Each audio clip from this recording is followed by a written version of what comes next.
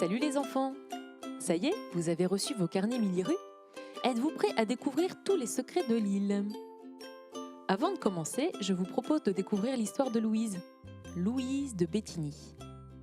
Je suis sûre que cela va beaucoup vous intéresser car c'est une histoire vraie, qui parle d'une super espionne. Est-ce que vous savez ce que c'est une espionne? Est-ce que vous avez déjà espionné?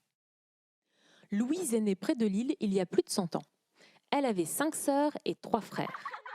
Comme beaucoup de petites filles, elle était drôle, intelligente, très gentille et elle ne tenait pas en place. Elle faisait du vélo, du hockey, de l'équitation. À cette époque, le monde était très différent. Les femmes n'avaient pas le droit de mettre de pantalon. Il y avait très peu de voitures, pas d'avions, pas de télé et encore moins de téléphone ou internet. Tu imagines? La journée, Louise allait à l'école. Et c'était une très grande chance car à l'époque, peu d'enfants y allaient. La plupart travaillaient dès leurs 6 ans, pour aider leurs parents dans leur magasin, dans les champs ou à l'usine. Plus de la moitié des gens ne savaient ni lire ni écrire du coup, adultes comme enfants.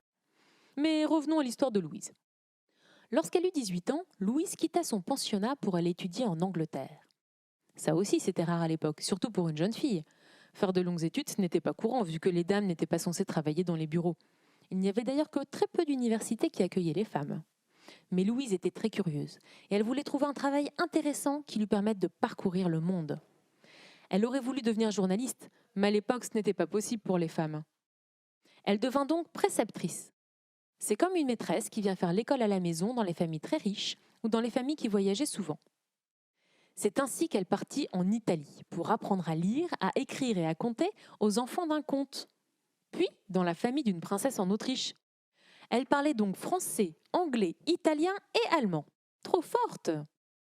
On lui proposa ensuite de s'occuper de l'éducation des enfants d'un archiduc qui s'appelait François Ferdinand d'Autriche.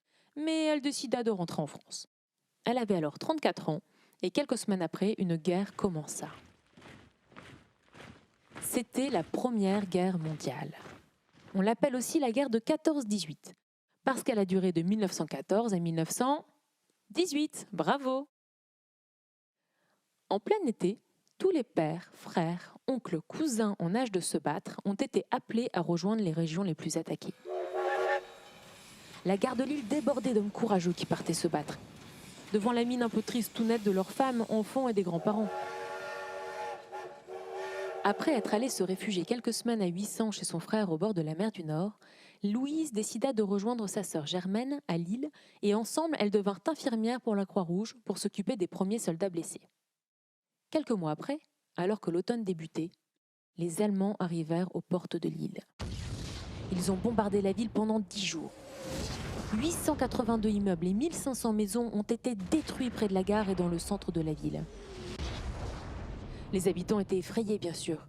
Ils se cachaient dans les caves pour se protéger et faisaient tout pour se défendre, mais il manquait d'armes, de munitions et de soldats. Louise et sa sœur Germaine, prenant leur courage à deux mains, parcouraient les rues pour distribuer de la nourriture aux soldats français au milieu des explosions. Les soldats allemands ont alors pris le contrôle de la ville. C'était très dur, il fallait leur obéir. Ils prenaient toute la nourriture, les maisons les plus confortables, interdisaient aux Lillois de sortir de chez eux le soir et de sortir de la ville sans autorisation spéciale. Ils les ont obligés à reculer l'heure de toutes les horloges d'1 heure pour ne plus avoir de décalage horaire avec l'Allemagne.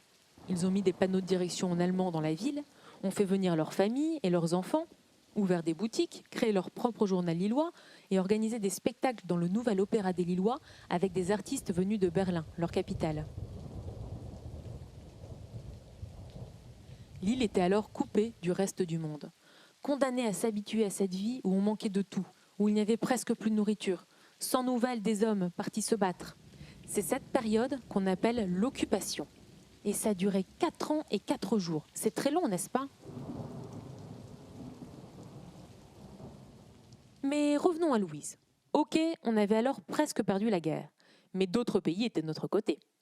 Les Anglais, par exemple, qui voulaient également que les Allemands repartent chez eux et que la France redevienne libre. Ils faisaient tout pour nous aider. Comme la plupart des Lillois, Louise, ça ne lui plaisait pas du tout ça. Alors elle a décidé d'aider les Anglais en devenant espionne. Après être allée dire au revoir à sa maman au Touquet, elle traversa la mer du Nord en bateau pour faire un stage d'espionnage en Angleterre. Elle y apprit à coder les messages secrets, à dresser un plan, à obtenir et transmettre des informations discrètement et à reconnaître les différentes sortes d'armes. Dès son retour, elle organisa une surveillance de l'île et des villages autour pour essayer de savoir ce que préparaient les Allemands. Comme elle parlait allemand, elle comprenait tout, et elle écrivait des messages secrets aux Anglais. Et oui, no problème, puisqu'elle parlait aussi très bien anglais. Mais cet espionnage, c'était très risqué. Les Allemands avaient fait tuer tous les pigeons voyageurs de la région pour s'assurer que les messages ne passent pas par les airs. Ils surveillaient les routes pour que personne ne sorte de l'île sans leur autorisation, et les journaux du reste de la France étaient interdits, sous peine d'être mis en prison ou tués.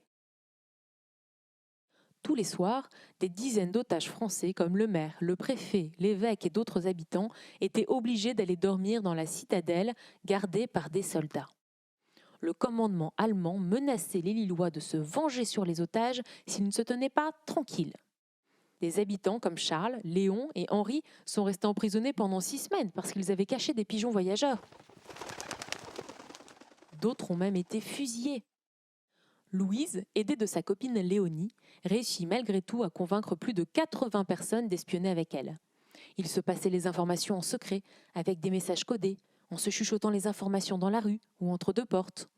Son nom d'espionne était Alice Dubois. Pendant la première année d'occupation, elle prenait régulièrement le train pour la Belgique avec des messages secrets cachés sous sa grande jupe. Ces messages étaient ensuite remis aux Anglais. Pour prendre le moins de risques possible, les messages étaient écrits à l'encre sympathique, c'est-à-dire écrits avec du jus de citron, qui est invisible, sauf quand on le rapproche d'une flamme. Grâce à la chaleur, le jus de citron se colore et on arrive à lire ce qui est écrit. Louise amenait même régulièrement des messages directement en Angleterre. C'était très dangereux, car il fallait passer des frontières qui étaient délimitées par des câbles électriques pour arriver jusqu'au bateau. Et qu'alors qu'elle traversait la mer du Nord, sous l'eau, il y avait des combats de sous-marins. Grâce à toutes les informations transmises par Louise et ses amis, des milliers de soldats ont été sauvés, des batailles ont été gagnées et plus d'1 millier de canons ont été détruits. Il faut dire que ces hommes et femmes très courageux se relayaient nuit et jour pour surveiller ce qui se passait. Ils surveillaient les voies ferrées, les déplacements des troupes de soldats, la position des armes. Cela donnait des informations très précises aux Anglais, qui passaient en avion au-dessus avec des munitions et... Environ 1 an après le début de la guerre, alors que la situation était de plus en plus dangereuse et que les Allemands se méfiaient de tous les habitants, Louise prit le train pour amener en Belgique de nouveaux messages secrets.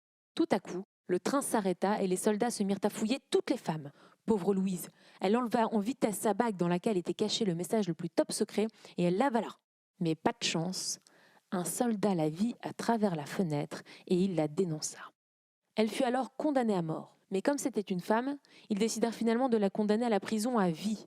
Et ils l'envoyèrent dans une horrible prison en Allemagne, où elle retrouva son amie Léonie, qui s'était également fait arrêter quelques jours plus tôt. Elle y a passé 3 ans. Même là-bas, elle a continué à résister, refusant de chanter en allemand et de fabriquer des munitions qui devaient tuer des soldats anglais et français. Elle fut alors mise au cachot. Elle avait très froid, très peur, et elle est tombée malade. Sans médicaments ni personne pour la soigner, elle est malheureusement morte en prison. Seulement 20 jours avant que les Allemands ne partent de l'île et que les Anglais libèrent la ville. Seulement 6 semaines avant que la guerre ne s'arrête définitivement dans toute la France. Quelle tristesse! Une fois la guerre finie, son corps a été ramené près de l'île, à Saint-Amand-les-Eaux, où elle est enterrée. On lui a donné plein de médailles pour son courage, dont une qui s'appelle la Légion d'honneur, la plus belle des médailles des héros qui existent en France. Sa famille était très triste, mais super fière d'elle et du courage qu'elle a eu toute sa vie pour libérer la France. En son honneur, une place porte son nom à Lille, la place Louise de Béthigny. Et tous les ans, quand nous fêtons la fin de la Première Guerre mondiale, le 11 novembre, nous sommes très nombreux à penser à elle, à Léonie, à Henri, Charles, Léon et tous les autres courageux héros qui se sont battus pour la France. Et avec toi, maintenant, nous serons un de plus. J'espère que cette histoire t'a plu. Avec ton carnet Miliru, tu vas maintenant pouvoir découvrir l'île et tous ses secrets. D'abord, on prépare à la maison, et ensuite, hop, on visite en s'amusant. Tu verras, même tes parents ne vont pas en revenir de tout ce que vous allez découvrir ensemble. Avant de se quitter, une dernière chose. Le podcast te plaît ? Parle-en à tes copines et à tes copains. Abonne-toi à Miliru sur ta plateforme d'écoute préférée et demande à tes parents de mettre des étoiles et un commentaire sur Apple Podcast. Ce sera un sacré coup de pouce pour faire connaître Miliru à tous les parents et surtout, ça m'intéresse beaucoup de savoir ce que tu en penses. À bientôt !